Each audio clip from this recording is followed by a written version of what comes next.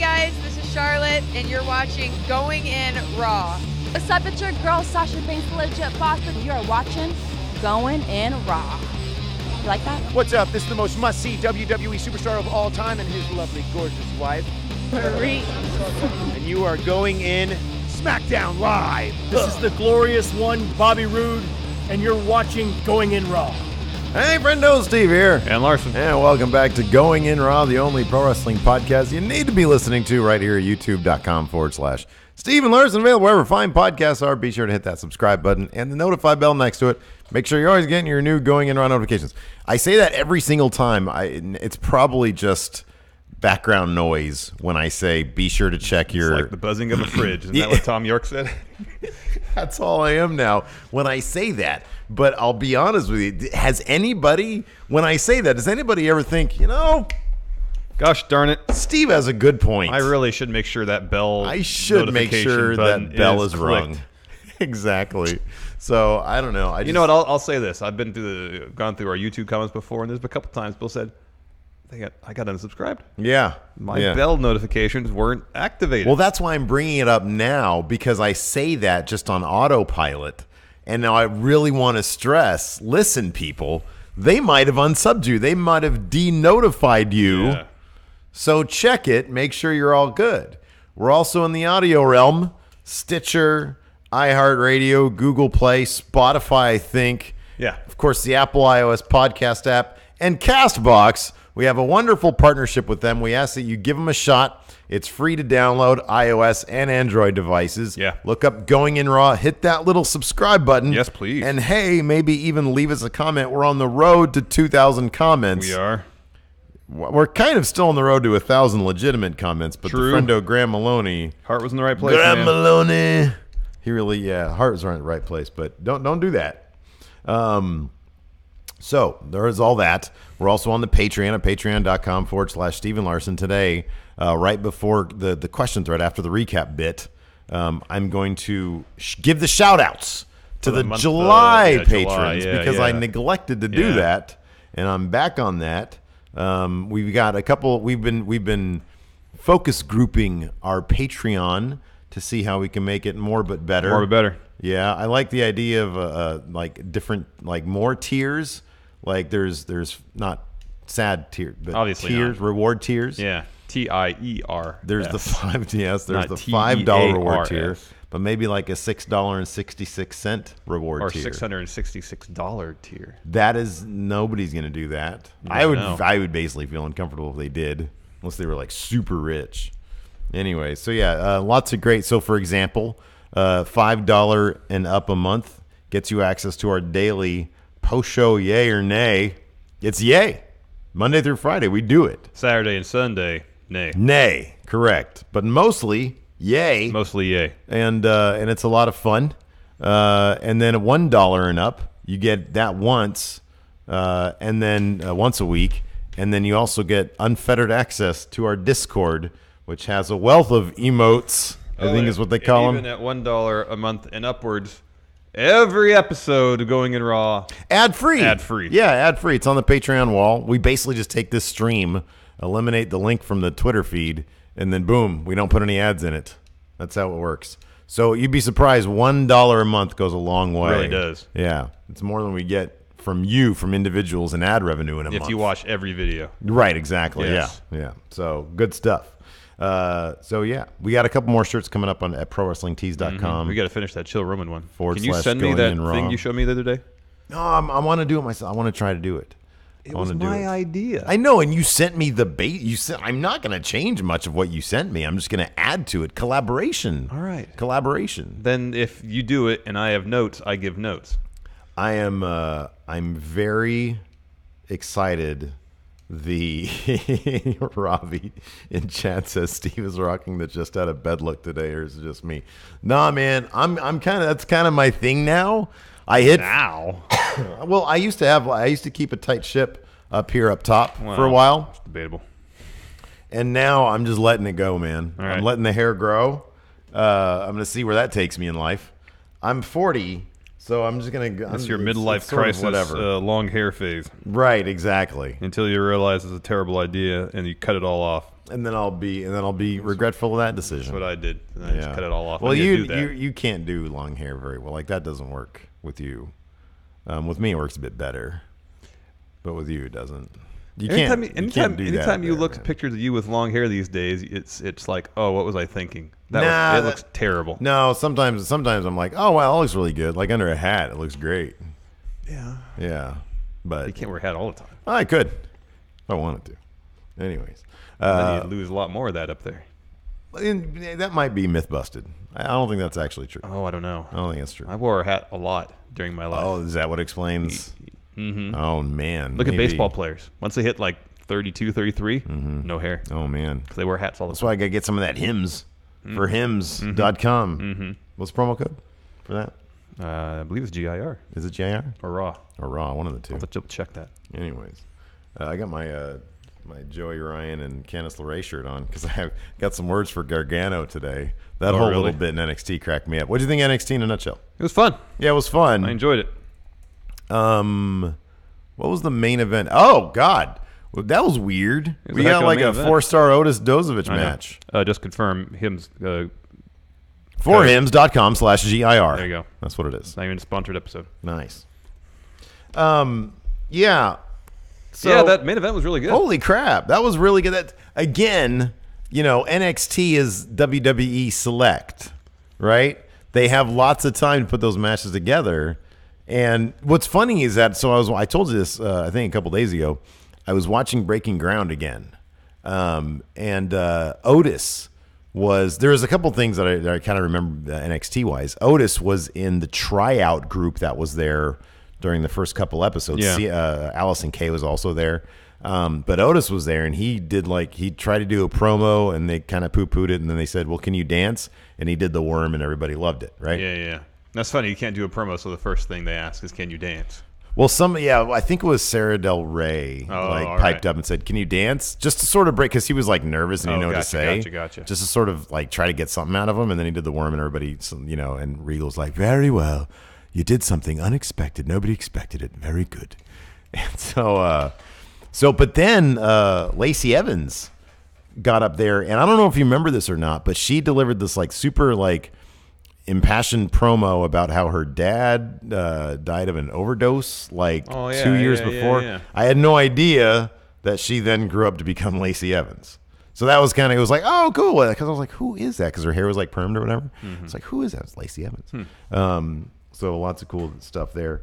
But I forgot my original. Oh, but Otis put in a flipping force that Breaking Ground was like 2 or 3 years ago, like 3 years ago. Mm-hmm. Man, heck of an effort. Just goes to show, number one, the dude's really good at what he does. I'm gonna try to start pulling for Heavy Machinery because I really do they seem in every aspect beyond what I'm presented in wrestling, in their characters. I like everything else about them. Yeah. Just not down with Tucker comes out with that Stone Cold vest and the dad jeans. Maybe if it's so cheesy. If Otis ditched Tucker, went solo, maybe you'd be on board. Oh, but I see Tucker has a really kind face. I would hate that. Because he has such a kind face. Maybe I'll just start screwing. How about those Street Profits yesterday? Oh, that was fantastic. Wasn't that great? Yeah. That's what we've been asking for. That's what we've been asking for. Yes. None of the dancing. Nope. When it's time for business. Why didn't they do that after they lost Authors of Pain the first time? I know. That could have catapulted them to massive success. That sucker punch. That was great. Just cold cocked him. That was awesome. That was great. That was great. I even knew it was I didn't see the GIF or anything, but somebody tweeted at me about it before it happened. And so I knew something was coming. I didn't see that. Boy, that was awesome. So yeah. There's a lot of talk in chat here about Joey Janela. Oh, yeah. Basically destroying his knee. We were talking about that on the Saturday show. Okay, yeah. I want to buy one of his shirts, man. Maybe 2 of them. Because you gotta help that dude out. Yeah. That's rough. With 8 total injuries. Dude. I couldn't bring myself to watch the impact of the knee. I don't want to see a knee go the wrong way. I watch right after it, and he's sort of, trying to figure out, oh, that's not good. Yeah. But, yeah, no. But we'll talk about that tomorrow. So, yeah. Let's do some of these super chats first. Yeah. First, I'll take a look at the Discord here. Ambulances in the ocean. Leo Rush for Undisputed Era. Undisputed Area. Would definitely be repeal. I'm not familiar with that. Definitely be repeal? It would definitely be... That has real. To be... Real! Yeah, they probably did too many E's and it auto-corrected it. Fixed to that, yeah. Yeah, I'm not huge on Leo Rush, the Undisputed Era. I don't think they'd like him. No, I think he's cool doing his own thing. Ryan Sanderson. Bobby Lashley's great. Yeah. Starting to dig. Ciampa's new theme is pretty badass and fits him perfectly. Yeah, when those strings come in, it's awesome. Oh, it's great. Yeah. Yeah. Ken Ford, happy NXT day. Can NXT always open with Undisputed Era? If they were smart, they'd do that, In a perfect world, yes. Yeah, man. It's weird, though, when they came out, like, Regal didn't put his arm on anybody's shoulder. That was weird to me. Like, Kyle O'Reilly's right there with a perfectly good shoulder to put an arm on, and he didn't. Well, part of it was the staging of the scene, the blocking. It was Adam Cole and William Regal face to face. Yeah, but flanking Regal on either side, there's like a perfect opportunity to be like, look, Adam. Love that he calls him Adam and not Cole. Yeah. Look, Adam. It's awesome. Adam Jenkins. Look, Adam Jenkins. All right, but let's kick off 205 Live. Well, yeah, let's talk about what the thumbnail is talking about first. What is the thumbnail talking about? Leo Rush. Let's figure out what his ceiling is before we get into this. Well, I think the first we have to figure out what's the ceiling for 205 Live and the ceiling of 205 Live, because as long as 205 Live is around, he has every opportunity to succeed. He's got all the skills. Yeah. Being on Raw, even in a managerial role, is going to be a huge help to him because he can at least, with the larger platform, hopefully develop a larger fan base that will maybe, hopefully, follow him to 205 Live. But if for whatever reason 205 Live folds, they take kind of the top 8 talents off 205 Live, put them on Raw and SmackDown. Boy, 8's a lot. I know. I think it'd be like closer to 5. I don't know if they would. Oh, good news. I don't know if they would, evenly disperse them between the two brands, or just have them all on one show and just kind of do the cruiserweight division on, say, Raw. I don't know. 205 Live was number 4 this week. Oh, cool. No pay-per-views this week, so that, I guess. But the Mae Young Classic, that was number 2. NXT really was number 1. Hell in a Cell was number 3. And maybe the move to Wednesday will help. So the tape show is part of the Wednesday. Oh, well, that's the point here. So the tape show as part of a Wednesday night block did significantly better in a live version on Tuesday. Yeah, man. Maybe people just want, if you view that as a block, then there you go. Yeah, that's good. Yeah, hopefully it sticks around. But I sort of, with some snark, obviously, I said this. You said, because it's obvious that Leo Rush can dominate 205 Live. Like, that's obvious. But is that as far as he can go? Because that's not very far. No, it's sad to say, but it's not very far. We've been saying for a while about 205 Live is that seems like in certain people in WWE's mind, probably Vince, I don't know about Triple H, a destination. You get to NXT, you do 6 to 8 months there, maybe a year, and then if you are a cruiserweight, you go to 205 Live. We have yet to see any true options for upward mobility to Raw or SmackDown from 205 Live in a wrestling capacity. Drew Gulak showed up a couple times on Raw to beat down the Shield. That doesn't really count. Well, okay, so that's the point of talking about Leo Rush, because so can we both agree that Leo Rush is, okay, granted, we both love Cedric, we both love Mustafa. Leo Rush is probably the cream of the crop in 205 Live. I'll put it this way. I'll put it another way. If he can't get it done, nobody can get it done in terms of raising the profile of 205 Live. Yeah. You know what I mean? No, I know what you mean. Because he is fantastically fun in the ring. Mm-hmm. His personality is great. He's packaged great. He's a character, right? So that's prime example. If he can't get it done, then nobody can get it done. So he's a guy who's now on Monday Night Raw, granted, in a managerial capacity, but however, he has shown off a bit of his athleticism. They made it perfectly clear that this guy can do a lot more than he's a lot more than a mouth. Yeah. He had that crowd gasping. Mm-hmm. So what would his ceiling then be? And can he help 205 Live by carrying the title on Raw as well? Does he have Rey Mysterio potential? Because Rey was about his size, or is about his size. Well, that's a good question. And he was able to succeed as a heavyweight. Well, Rey was also jacked. Yeah. Once he got, like, after WCW. Yeah. And I'm not sure Lio Rush, I'm not sure his body could handle that kind of jacked. You know what I mean? Yeah, I know. What was his weight? What was his weight? Well, Ray is 5'6", but I don't know what his weight was, back in... Does it say what is even now? Build weight? 175. 175. That's his build weight. What do you think Lio Rush is? I think I've 160 something. Okay, that seems about right. Yeah, 160. He's Yeah. 5'6", same height as Ray. 15 pounds lighter. Mm-hmm. But I mean, I take your point though. I take your point. There is some sort of precedent there. Mm-hmm. I mean, Finn Balor's not exactly jacked. He comes off as a bit smaller. Same with Daniel Bryan. But Daniel Bryan, he's broad. Yeah, he is. He wrestles a style that can even the playing field, even if he's taking on a larger competitor. Yeah. So I don't know. I mean, ideally 205 Live would stick around, because it's another paycheck for a lot more people. Hopefully it continues to do well in that block. I think it's great. I think what they probably should have done was put it after NXT because there's, coattails there. Yeah. But, whatever. They have their plan. And for all I know, when NXT ends, it's possible they might autoplay to 205 Live. Mm-hmm. They might do that, set up the network that way. Maybe. I don't know. Do you ever find that half the time when you just watch something says, "Oh, live right now," and you click on it, it's not what's live right now on the network? That ever happened to you? I don't know if that's happened to me before. I'll watch something. I've definitely experienced some wonkiness with the network. Yeah, I'll watch something, and afterwards I'll say, "Oh, this is what's on right now." Oh, okay. It's not what I clicked on. Yeah. What device do you primarily use? The Fire Stick. I'm pretty much all over the map. The Fire Stick is, I love it for its versatility, but man, it shows how cheap that thing is. Oh, yeah. Especially with like well, I think the PlayStation View app in general is crap. They need to get that figured out. Yeah. But I don't know. I mean, do I realistically in this day and age see him as a Universal or WWE champion? No, but I think that it's not impossible to think that he could be. Down the line. No. Down the line, he could be an Intercontinental or U.S. champion.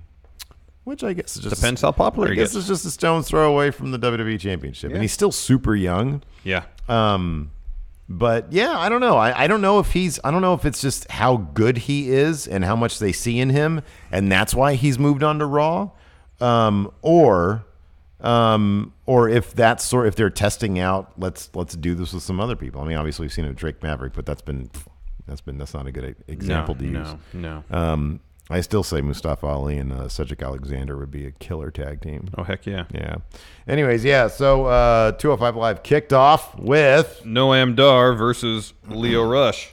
Came to collect. This is a hell of a match. Yeah, man. This is a hell of a match. Yeah, it was. Because not only can Noam Dar...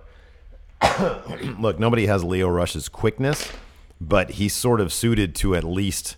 try to match that, but then he's also got the striking stuff that he's been using a lot lately. Mm-hmm. And so this is a bit more of a physical match than, although we did see plenty of the fun running, high-flying stuff. There's that sequence that kind of opened it where Lio Rush was bouncing off the ropes doing that 90-degree thing, and Noam Dar was kind of following him. And then just kicked his legs out from under him. Yeah, that was great. That was great. What a great counter to that stuff. Yeah. There was another instance, I believe, where Lio was trying to do something, and Noam Dar just kicked him in the head. Yeah, that was basically a lot of it. Was Noam Dar was primarily using for defense his striking and for offense his striking, because there was one point towards the end, towards the finish, when he just backed him in the corner and started boxing him basically, and that was fantastic. Lio Rush is doing a great job selling things. Oh yeah, it was more or less. It kind of felt like Leo's first true challenge, if you will. Yeah, it did. No, absolutely, because Akira Tozawa did not present much of a challenge. Didn't seem like it, unfortunately. Yeah. But nonetheless, Lio Rush picked up the win. Noam Dar was down his knees. Lio Rush delivered a devastating roundhouse kick right to the head. Well, it was a great finish because Noam Dar basically had him metaphorically on the ropes, and Lio Rush sort of out of nowhere did kind of like a Pele kick type thing, and then delivered another one off the ropes, I think. Something like that. No, it was just a roundhouse kick. It was a roundhouse kick. I thought there was like 2 strikes in a row that he gave. Yeah, the second was a roundhouse kick. And then he went to the top rope for a final hour and got the win. Yeah, but like a good chunk of that match, Noam Dar had him. He was dominating the match. Next, we had a backstage segment with kind of an interview, if you will, between Buddy Murphy and Cedric Alexander, moderated by Authors of Pain manager Drake Maverick. Yeah, this was not. I mean, it was what it was. It's not really great when they just have Cedric, especially. They just have him talk against somebody else talking. It is what it is. Mm-hmm. It was not that great. It is what it is. After that, we had Brian Kendrick versus Jobber. This match was literally a boot, a captain's hook. Brian Kendrick wins. Yeah, and as they were all celebrating, Drew Gulak, who had gone out there along with Jack Gallagher, he takes off his jacket, destroys Jobber, just starts murdering the Jobber right in front of everybody. But then something interesting happened. Brian Kendrick kind of said, "That's enough. Mm-hmm. That's fine," and then throws Jobber out of the ring rather than let Drew Gulak continue to beat him up. Well, Brian Kendrick didn't want to experience a murder firsthand. Or don't read too much into that one, man. Planting the seeds of a Brian Kendrick Drew Gulak feud. Yeah, maybe that'd be cool. At least give Brian Kendrick something to do. Yeah, no, I'd be 100% behind that. Yes, I'd be fine with that. Yeah, yeah, because he's been doing next to nothing for a while. He's like, look, man, I'm just not into people being murdered in front of me. You know, at least unless I'm the one doing it. Unless I'm the one doing it, exactly. After that, this was kind of interesting. Did you notice this? This was shot in 24 frames. Mm-hmm. Do you think so? We know that Mustafa Ali had some bud of his shoot all that stuff they posted on Twitter. I wonder if he understanding that 24 is the way to go, not 30, right? Like the saturation levels were higher too. Yeah, I wonder higher contrast. I wonder if he but the camera itself was a high quality thing that we'd use. I wonder if he was like, "Hey, what's over there?" and then switched it to 24. Maybe. You probably have to go on the menu settings for that. But maybe there's just a button on there. I don't know. We'll switch on the side. But in any event, why don't they do all the promos like this? They look great. I know. Like 24 is the way to go. It's cinematic, man. It is. That's what movies are. Of course, it helps Mustafa Ali can deliver promos cinematically as well. Oh, this is great. He's great. This was really good, man. This was so good. Kind of bummed out he's not champion right now, to be honest with you. He's so good. Mm-hmm. Comes off as genuine. Yeah. Everything about him comes off as genuine. And he said, and he just looks cooler now without a shirt. And he was saying, people are asking me, they're begging me, saying, Mustafa Ali, stop Hideo Itami, his rampage, or whatever. And then TJP I love it. You go from like super good looking high def 24 frames to TJP's iPhone promo. Just being an idiot. Oh, that was funny, though. It was hilarious. I loved it. Sporting a luchador mask. That was great. He said, people say I don't have respect for luchador tradition. Mm-hmm. Little they know that I, too, wrestle in Mexico under a mask. Mm-hmm. He takes the mask off and he says, yeah, I didn't care about that either. Yeah.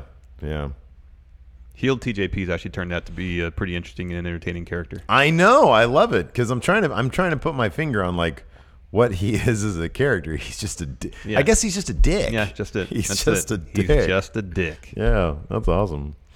Hell of a main event next. Yeah, man, these two guys. Mustafa Ali versus Hideo Itami. Hideo Itami, storyline-wise, made sure this was fought on his terms. Let me ask you a question. Does the act of walking into a ring make Hideo Itami bleed from his mouth? Seems like every match. Is he like a nouveau Ric Flair? Yeah, he just starts bleeding. His mouth starts bleeding. Right. It happened last Mustafa Ali one. I could probably think of 2 other matches where his mouth bleeds. Yeah, right. I noticed that too. Like he just all of a sudden there's blood. I'm like, nobody even touched you, man. Yeah. Maybe he's got like a tongue biting problem or mouth or lip biting maybe problem. It's this thing where like he's backstage at catering before the show. Yeah. Bit his cheek. What's worse, biting your cheek or biting your tongue? Biting your cheek, I feel like, because you bite your cheek and then it swells and then you're prone to bite it repeatedly. Yeah, you always feel it. Yeah, whereas opposed to biting your tongue, you bite it, it hurts, and then repeat bitings are a rarity.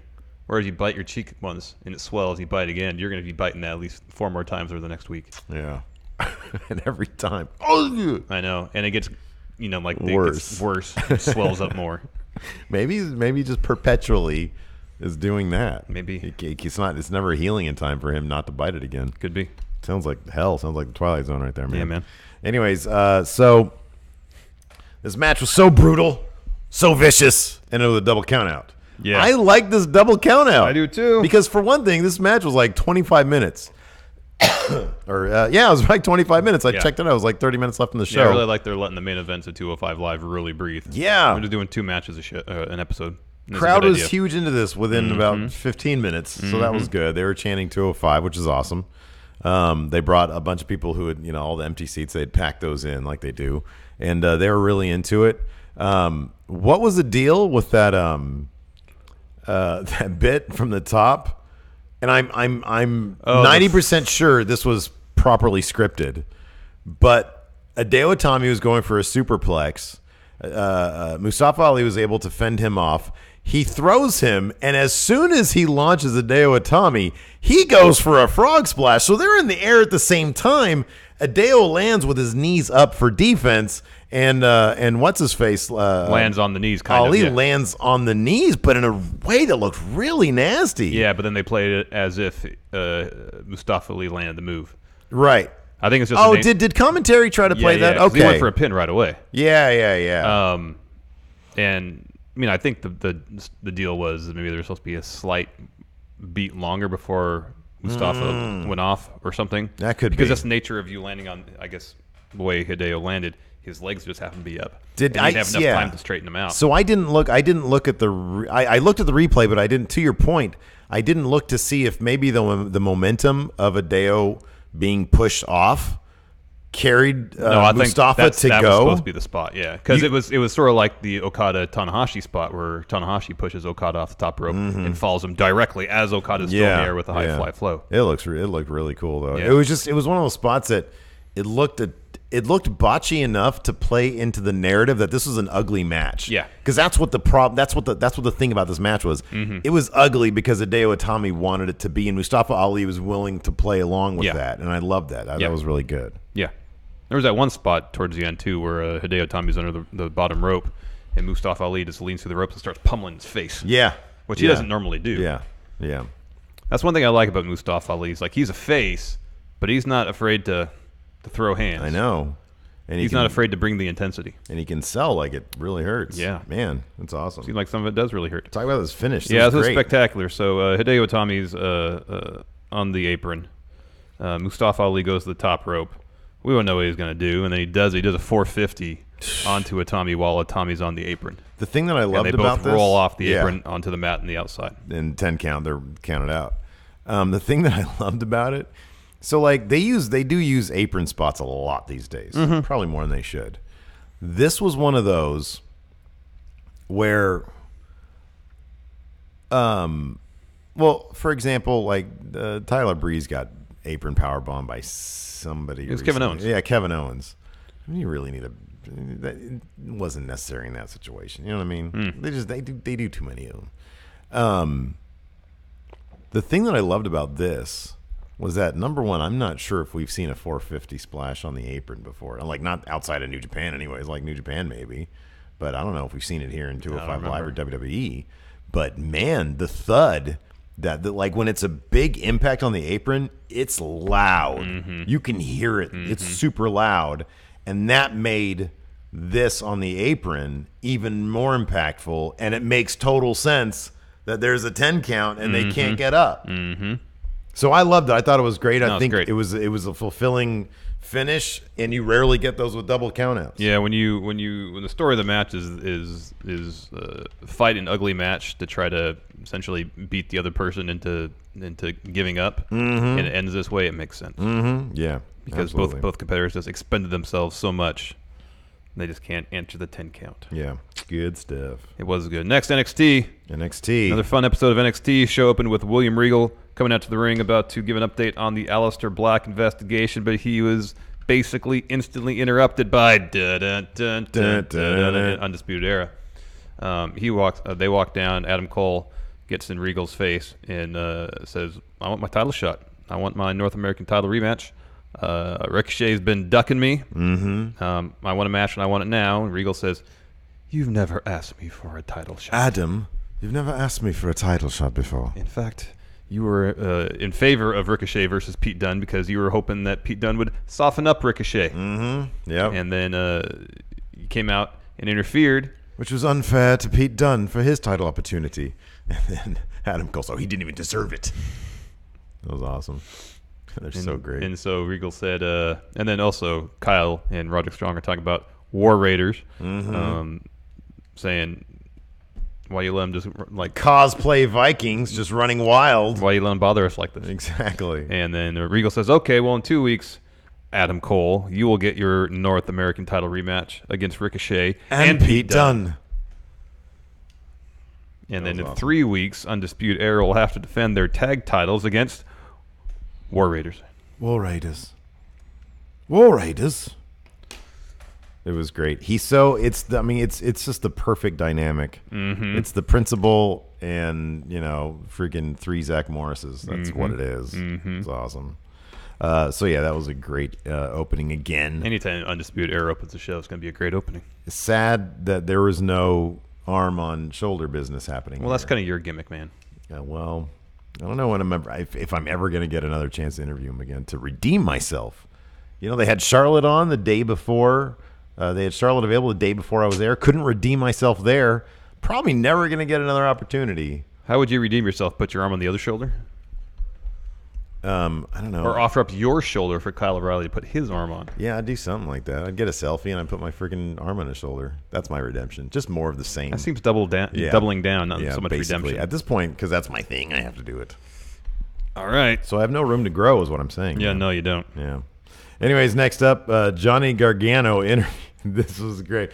Number 1, oh my God, get a windscreen, please. Yeah. Well, I mean, we've heard it's developmental not just for the wrestlers, but for the production crew. This is not some hole in the wall, pal. This isn't BCW in my career, okay? This is flipping NXT. And here's the more egregious thing. This wasn't just one interview. This was mise en scène here. This was like freaking Scorsese in that Goodfellas shit where he's going through the restaurant, through the kitchen, all that kind of stuff. Yeah. Because like 8 different things happened during this one shot. Yeah, a lot happened. And I always love when they say, keep rolling, keep rolling. Anyways, so yeah, Johnny Gargano was walking up to the Performance Center. And he is approached by an interview crew, documentary crew. Yeah. And they said, Gargano, what's going on with you? He says, well, I've taken some time. I've been with my family. I've got my, my shit sorted out basically, and I'm good. I'm in a happy place. So I'm trying to recapture Johnny wrestling again. Yeah, you just look in his eyes, and he's just on thin psychological ground, dude. This guy's gonna snap in a heartbeat. Yeah.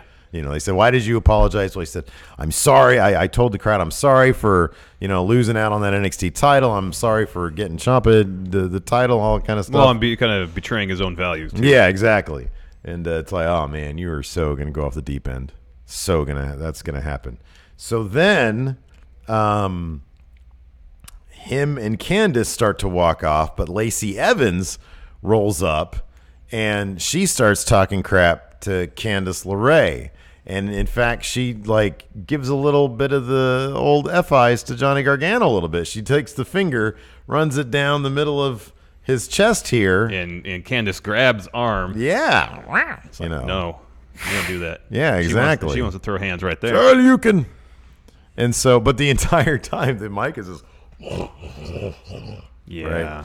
And so, the greatest bit about this, though, so Candice was about to throw down with Lacey Evans. Gargano stops her.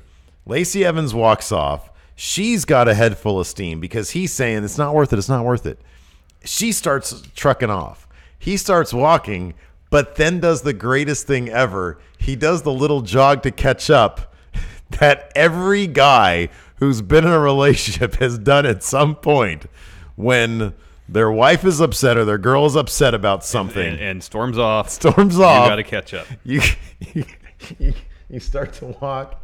Because you're figuring out your stupid idiot male head of yours. You got to take that beat to think, to process everything, and during that beat, you realize that off she goes, and there's nothing you can do about her being mad right now. There's nothing you can do. And try as you might to help solve the problem, probably the best thing you do, just keep your idiot mouth shut. Just be quiet. All right, just be quiet. Do the jog to catch up, so that at least you're there with her.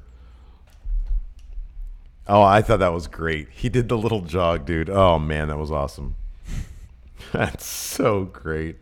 Anyways. Next. That did more to get him over with me than anything in the ring. More to see, maybe he is regaining his humanity. That could be, because that was the most human. moment. That was the most human. Relatable human Human. thing he could do. Yeah. Next, Velveteen Dream was doing like a photo shoot and Yeah. another interview, and he didn't want to talk about. He said, "I already talked about stealing the show at the last 2 takeovers. Mm-hmm. I'm not going to talk about the person who's not here. I'm not going to talk about who attacked the person who's not here." Yeah. And then kind of implied that Ciampa was the one who did it. And then when the interviewer kind of called him out on that, he just kind of said, "I'm not going to talk about that." Oh, yeah, that's right. Ryan Sanderson here in chat also mentioned that they brought up that Johnny that's right. Gargano's facing Tony Nese That's right. next week. I saw that on the Twitters that was going down. That'll be a good match. So that should be a really good match. Be interesting to see what Tony Nese's role in NXT, if it becomes more of a thing or if it's less of a thing or if it's just a one-time thing. I don't know. Yeah, I don't know. And for some reason, Velveteen Dream was missing a lens in his sunglasses. Yeah. He modded those sunglasses so that Yeah. they can see one eye. Next, yeah. Lars Sullivan versus Victor Orchant, who had Walker on the back of his pants. Lars and Victor were roughly the same height, yet Lars easily dominated. He did the triple Beals. So apparently the dude that Lars was fighting, Victor Orchant, I forget his real name, but he's apparently a super vet from CZW. Oh. I read that on the Twitter as well. Is Hopefully his it's last true. name Walker? Because he had Walker on the back of his tights. Probably. It's always weird. Anyways, this match didn't have a conclusion because EC3 ran in and attacked Lars Sullivan, clotheslined Lars over the top rope, went back and did like a punch clothesline to knock him off of the apron. Mm-hmm. And then at first Lars was upset about it, and then he laughed. Yeah. And then EC3 ripped his shirt off. Yeah. And the crowd started chanting NX3, NX3. Mm-hmm. This is not going to be a takeover match. It's going to be on NXT TV. In like 2 weeks? Next week? 2 weeks? Maybe next week. Maybe next week? Maybe next week. That's cool. That's good. That's good. Mm-hmm. Next, the William Regal interview. Again, he's trying to give an update on the Aleister Black investigation. And then He says he's close to something. yeah, Didn't he? Yeah, but then Nikki Cross walks out of his office. Yeah. And she's Nikki Cross. She's being crazy, and she says, "I know," and then walks off. And then the documentary filmmaker said to Regal, "Do you think she knows something about Aleister Black?" I think that was what they said. And Regal, I wish this was in 24 frames because he's got such a flippin' English actor vibe to him, you know? Oh, yeah. His facial expressions are great. Nobody can ever know what's going on inside the head of Nikki Cross. She's crazy as shit, I think is what he said. She's fucking crazy, all right? Don't read into it. She's lost her fucking head. I don't think he actually said that, but he said something very eloquent about don't try to get too deep into Nikki's head. Yes. After that, we had the Mighty versus the Street Profits. This was awesome. This was great, man. Mighty comes out. They do their thing. Shane Thorne is wearing the gold chains that they had stolen. Yeah, and then Nick Miller has the cup. That's and right, then Street yeah. Profits come out. There's no dancing. No dancing? No partying. No happiness. All They are business. all business. And it's fantastic. Montez Ford's Death Glare. Oh, man. Oh, my gosh. Who knew that he had that death? Oh, he was also in the Breaking Ground bits. Oh. He was there, too. He was sort of just, he was always privy to conversations as like another person that's just there while the conversation's happening. Anyways, so yeah, they get in the ring. There's a stare down between the four of them. And then Angelo Dawkins just cold cocks this shit out of Shane Thorne. Yeah, before the match even starts. Decks him out of nowhere. Crowd great. goes, whoa. That was great. Shane Thorne hits the ground. Match kicks off. Yeah. And it was a much more physical, visceral, violent. The Mighty match. were not as hapless. Right, yeah, They weren't really hapless yeah, at all. Yeah. Street Profits, something we've been asking for months. Dimension, depth. Mm-hmm. Show more facets of their characters. Yeah. And they did that. Not everything's a party, man. No. Sometimes you got to get to business. Somebody Yeah. steals your shit, you got to go after them. Exactly. Yeah. Kind of the turning point of this whole match is Montez Ford gets his leg kind of caught up in the ring steps. Shane Thorne drop kicks the ring steps into Montez Ford's knee, and then the Mighty start working over his leg like nobody's business. Yeah. And Montez did a hell of a job selling it. In fact, the spot that preceded the finish, where he did like a flip over Nick Miller, and it legit looked like his legs buckled under him. Yeah. And then Shane Thorne followed up with a figure 4 jackknife cover. The Mighty pick up the win. Yeah. I like that, man. Escalates a little bit. Yeah. You know what I really hope? I hope both these teams, their payoff comes at a takeover. I know. It should. Yeah. It should. It really should. They kind of deserve it. I would love to see what they can do given all this time to plan out a really killer match. I mean, 'cause this is easily the best match that Street Profits have had thus far. Easily. Absolutely. Yeah. Just the intensity, the dimension, just everything about it was awesome. Yeah. And Montez Ford is incredible. He's absolutely incredible. No, he's really good. I'm glad that they're, I hope that they continue to sort of make them more characters and not caricatures. You know what I mean? Mm-hmm. So that'd be good. And I hope they continue booking the Mighty as, cunning and not hapless. Yes. After that, we had a fairly quick match with Vanessa Bourne and Kairi Sane. It was more just sort of there for Kairi Sane to beat up Vanessa Bourne. Yeah. But Vanessa did a good job getting some heat early on. She put on Kairi's hat, took it off, and then kicked it out of the ring. Yeah, that was good. But yeah, classic heel move. Yeah, Kairi wins with an insane elbow. It was pretty short. Shayna Baszler comes out, drops a promo, says she wants a rematch, and Kairi grants her said rematch at Evolution. So that'll be good. So everybody says that the Velveteen Dream glasses are that's how they are. I thought that they were all covered. I thought so too. Yeah, that's weird. I didn't realize. I didn't never notice the point where one of the lenses was out. Yeah, interesting. Charles Miller here says, I can't believe Going In Raw wasn't in What Culture's top 10 podcast list. He says, probably because they shout out Cultaholic. Listen, What Culture. Listen. Why is it every week we're number 11 on your top 10 podcast list?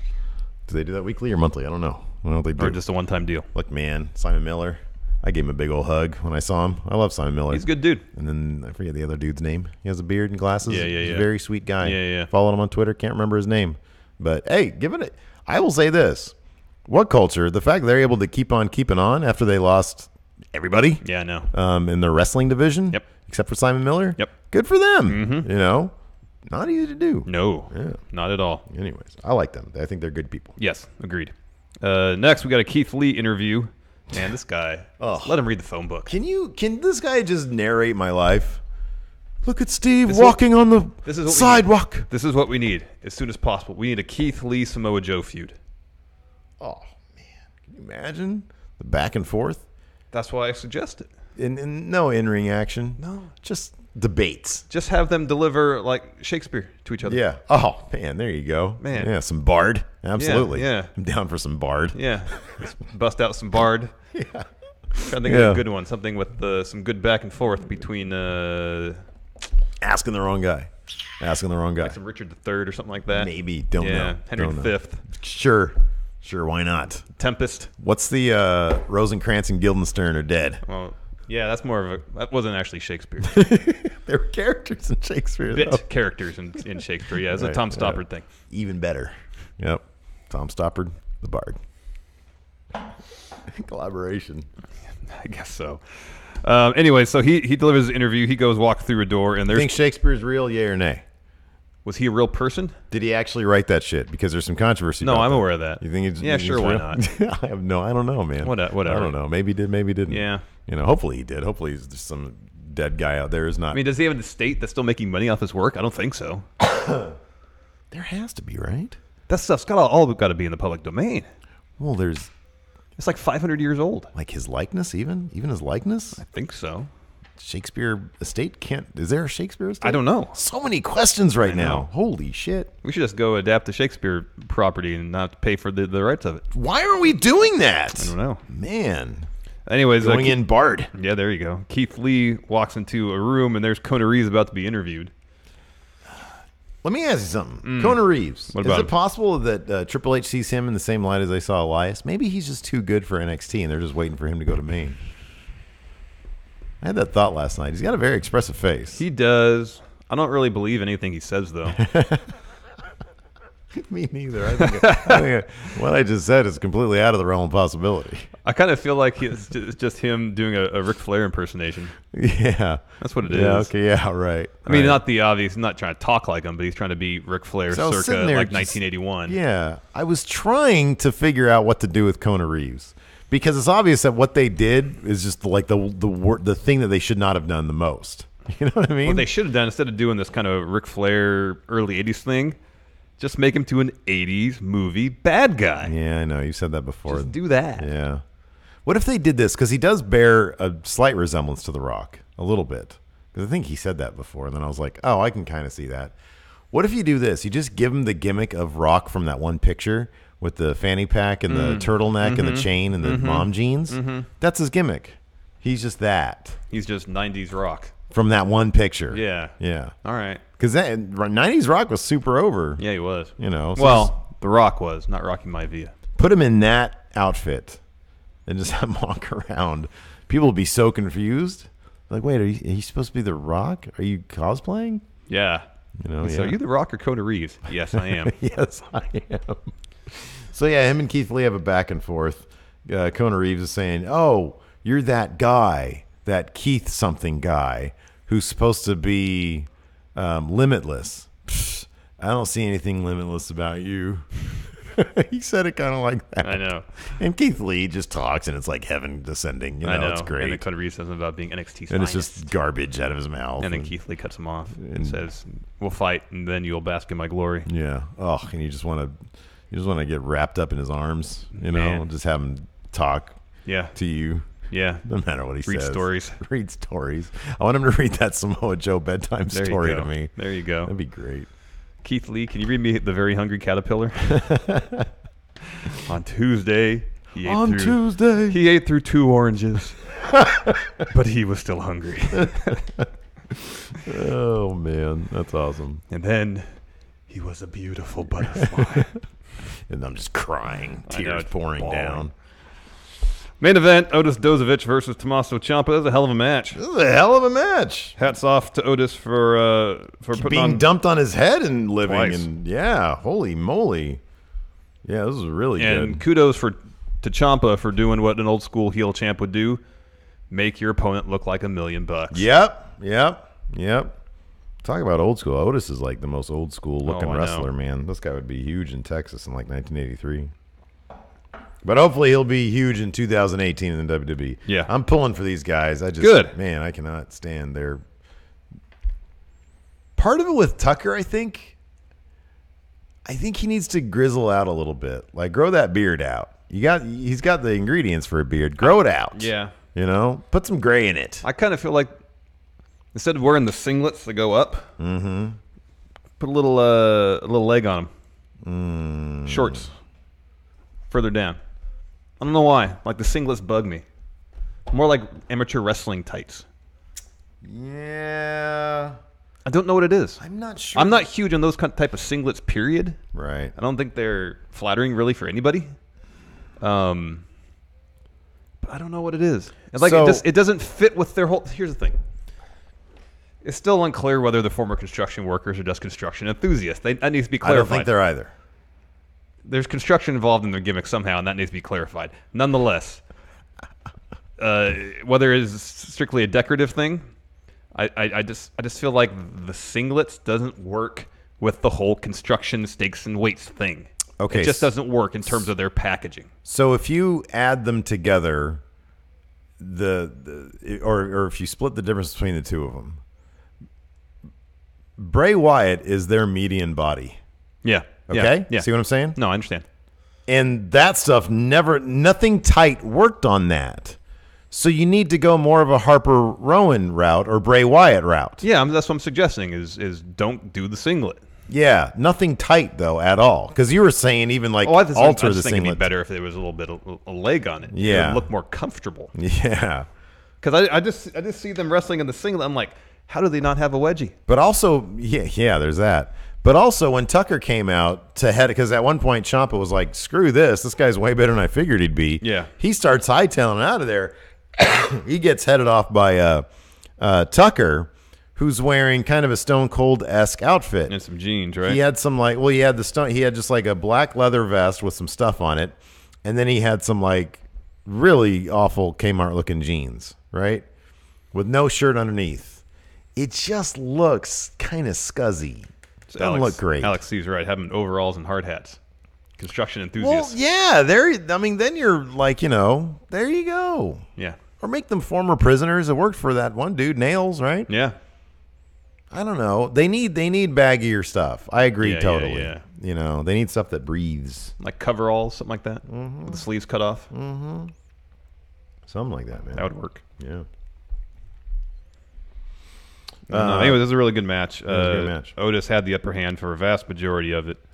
One point, Tommaso Ciampa grabs the ref. What's her name? Jessica Carr? Yeah, that sounds right. Something like that. Uses her as a shield, and then while doing so, rakes Otis right in the eyes. He goes for his finisher, but he can't get Otis up. Eventually end up on the apron. Tommaso Ciampa hits a draping DDT on the apron. Does another one in the ring. Ciampa wins. Yeah. And that theme song of his is great. Yeah, it's really good. I'm glad they took their time with it. I'm glad they actually gave him a theme song. Sufficiently villainous and cinematic. Yeah. It's very good. Yeah. But heck of a showing by Otis. Heck of a showing. No, it was absolutely fantastic. It was great. We're going to open the floor to questions. No, you want to do the shout-outs. I'm sorry, I was about to say the second clause of that particular sentence was, I'm going to do shout-outs now. There we go. So patreon.com, at $1, one of your rewards is you get a shout-out. I was horribly negligent about this. Don't take the full brunt of the blame for that. Well, you have your jobs, and I have my jobs, and that's generally my job. So Nonetheless, I'll take it. I could have stepped in and said something. These are patrons who signed up in the month of July. Yeah. Ted Fugatti, Brian Milhorn, Todd Crush, It's Me, it's RDC, Mr. Forbesy, that's not it. Joshua Gainsel, Jeremy Story, Philly Flexer again, I guess. Balraj, Leroy Rollins, Joshua Rush, Nonstop Player. That's when he did his thing back then. Oh, Josh Little too back then. Nice. D'Angelo Stokes. See, some of these people we've like become friendos with. Yeah. Delangelo Stokes, Jared Little, Taylor Solomon, Kai Highwell. I know Kai. Emma Evans, Jeremy Parenti, El Vagabundo is real. Matthew Rodriguez, John Lilly, Marty Hard, Ricardo Bell, Arthur, John Totland, Dead Spatula Inc. Yeah, Dead Spatula Inc. Chris Davies, Sean Simpson, Chris Tate, Marvsky, John Walker, Adam Walters, Alfonso Guzman, Cameron Bordalazzo, Jordan Sieper, Maddie Lynn, Michael Ventresca, Jacob John Atchison, Wayne Buck, Christopher Rapperson. Oh, yeah, we know Christopher. He's on Match Chat all the time. Charlie Mercury, Johnny Grimm, Daniel Christian Vanta, Cassidy Lofa, High Res Hero, Do Work Son 86, Jonathan Andre, and El Ekis, and Daniel Christian Vanta. I got a couple more. Christopher Sotelo, Frank Hurtado, Christopher Joseph Trevino, and that is it. Thank you all. I think I still have to do June, and that should maybe be it. So I'll do that next week. All right. Let's do some questions. Zionost, the trucker, says, Friendos, I caught you live again. Wanted to thank you for the Chicago package. Love the shirt. Got the stickers on my laptop. Bulletin boarded the signed card. Nice. Awesome. We still do have selections of shirts at friendomarket.com. We're working on whatever we're gonna do next on there. So we should have some new stuff. Certainly for the holiday season, we'll have some new stuff. I might do on Pro Wrestling Tees, though. I might do some Halloween themed stuff too. Oh, that'd yeah, be fun. that's good. What about an ugly Christmas sweater T-shirt? Yeah, that's a possibility. Fat Bastard Champ Alex Foster. How would you fix Kona Reeves? We talked about that kind of already. 80s. Yeah, we don't really have a good answer. No, 80s movie villain. Or that picture of The Rock. Yeah, Timmy Too Dope. If you were wrestlers, what would your finishers, signatures, and entrance music be?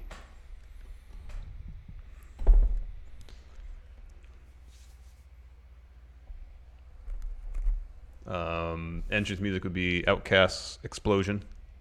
Oh, that's good. I know. I like changing my answer every time we get it. My signature would just be a vicious chop. Good. Chops are the best wrestling move. Wow.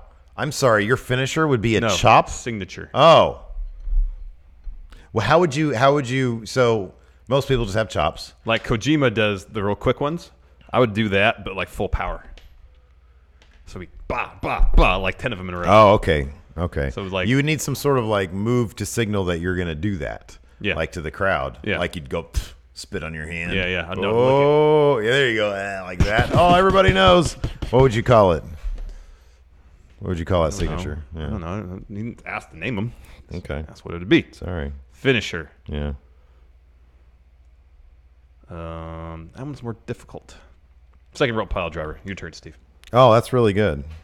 I would do so that move that Mustafa Ali did to Hideo Itami, throwing him off the top and then landing on him. That'd be my finisher. That's good. I would do that. I would just take somebody to the top, thinking they're in control, and thinking they're going to do a superplex. Because the ref can't see, I'd punch him in the dick, square in the dick, throw them. As I'm throwing them, I just fall on them, and that's got to be a pin right there, right? Yeah. Because number one, they're holding their front stuff, area. Yeah, their front area business. You know, Big Steve is on them, and it's like What about your signature and your entrance music? Well, my entrance music, you know, what's surprisingly like great as entrance music, and it would fit my character. Because I would be like, you know, how is this guy a wrestler? And my entrance music would be Metallica's "Sad But True." If you ever listen to "Sad But True," it's like it should be entrance music. It really should be. I would be surprised if it wasn't someone's entrance music in the Indies. It wouldn't. I mean, you know, Enter Sandman, which is basically the same song, was Sandman's. Yeah. And then a signature maneuver.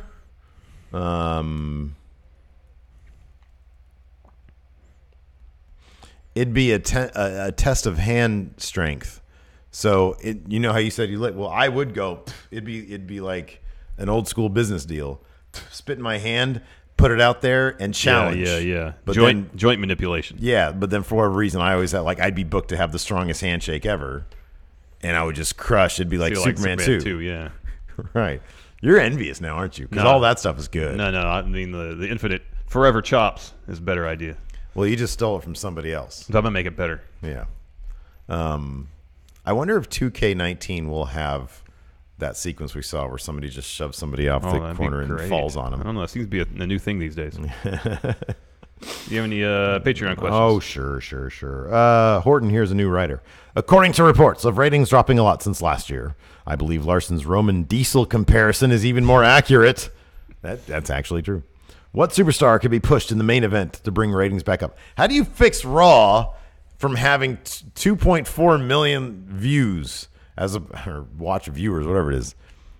Like, they should have 3.5 million. 2.4 is terrible. Yeah, Drew McIntyre. All in on Drew. Kick it off with a live sex show. I mean, that would give it a bump. And then go from there. You need a bump, but you need to sustain the numbers after the bump. So you need that, and then in that same episode, you feature Drew, make him a massive star. I'll be honest with People you. come for the live sex show. They'll stay for Drew. If the Elite invade, what would the ratings go up to?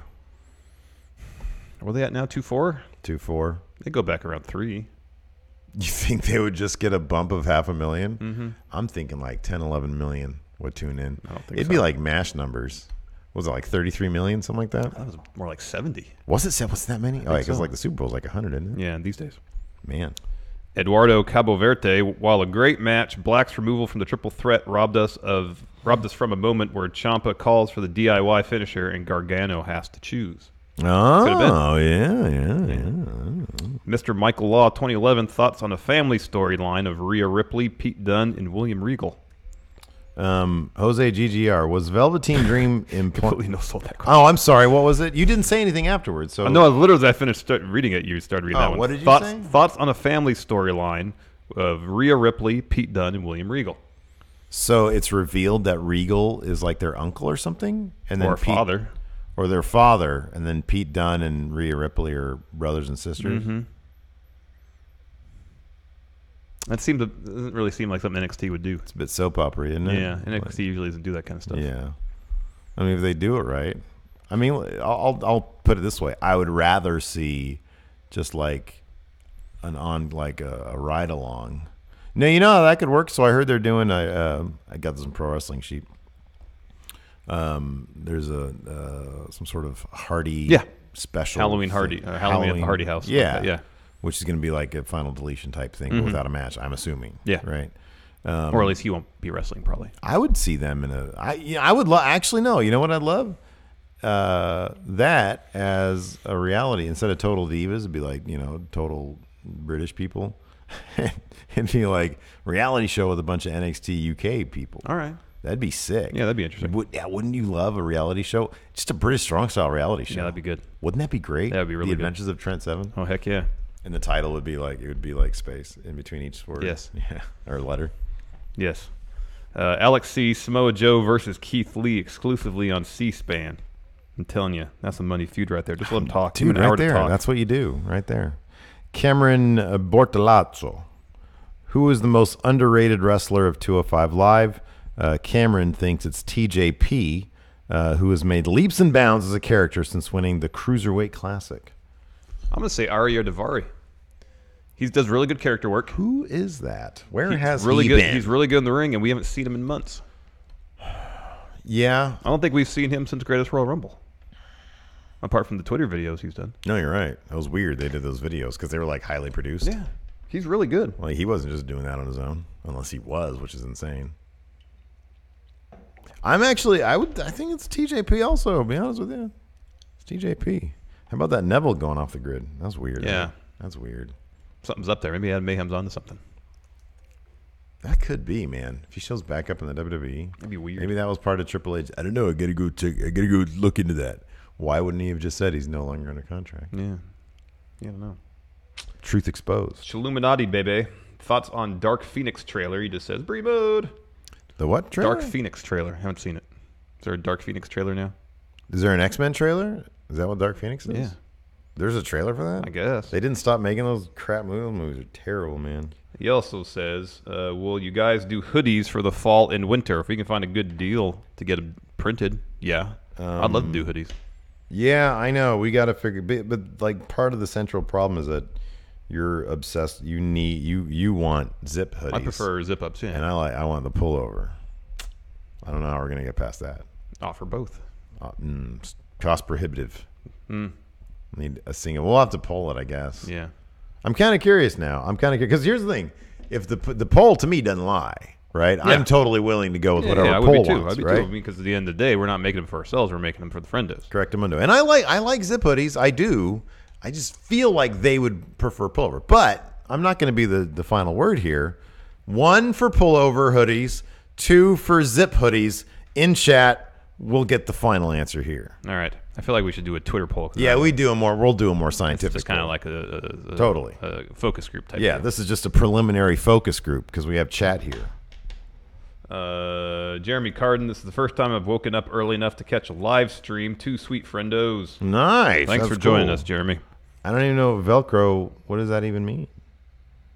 Like a Velcro hoodie? I've never heard of that before. So what I say, 1 is pullover, right? Yeah. All right. Well, these are about to start coming in here. 2. Oh, wow. But some people aren't doing. Why wouldn't you have just put the number? There's a lot of 2s there. There's a lot of 2s. Oh, that's fine. 2. Wow. Look at that. 2. Yeah. All right. Oh, sleeveless. Sleeveless is good too. I just find zip-up hoodies are easier to get on and off. You just unzip, take it off. Yeah, no, I don't. You get a Lex Luger situation where you get lost in your hoodie. Yeah, don't need and that. there's like static electricity. Yeah, no, I feel you. Philly Flex, they've been a patron for almost 2 years. Just had to update my payment. Oh, okay, cool. Yeah, I know. That's why I knew your name. I knew that, but I see the name, I read it. I'm like Ron Burgundy in that situation. Yeah, you know, I'm not going to say, "Oh, Philly Flex." Oh no, screw that guy. I'm not going to read his name again. Do we have any more Patreon questions, Steve? Oh, sure. Let's see here. Tim Spulak. With one more women's match being announced for Evolution. Oh, yeah. Did we even mention Shayna Baszler? Yeah, I mentioned that. You did? Okay. Yeah. Ooh, I had tuned out. Can or even should all announcers, refs, and so on be women for Evolution? Should they literally like ban men from the building?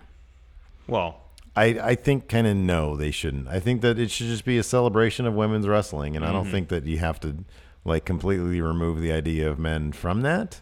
So I think Jessica should be like the lead ref, And she should definitely ref the main event. Yeah, exactly. Yeah. But if she needs to take a break, and I don't know if they have any other women refs. I don't know. Maybe I think they do. Like if they take the broadcast team from Mae Young Classic, Yeah, that'd be great. that'd be fine. That'd be perfect. That'd be good. But I don't know. They could do. This one here, the one that, so I no sold you because I was really curious about this. Jose GGR. Was Velveteen Dream implying Ono was the one who took Aleister Black out? I don't know where that would come from. So I don't know. Maybe Jose GGR can expand on that a little bit. Jeremy Carton says, I just want to pepper the super chats. Yeah, this is great. Look at my name up in lights. That's funny. That's funny. Anyway, it's been a long episode today. Yeah. Now I have to leave, and you have to leave. So we're gonna leave. Oh, we're gonna do post show first. Yeah, so we got post show still. $5 patrons and up. Stay tuned. We're gonna do post show, and until next time, hold on. I gotta get some music here going. Yes, please. I gotta click this button and then tell Hilton to hit the music. Hit the music. That's it for show. Saying thanks so much for tuning in. Until next time, talk to you guys later. Goodbye.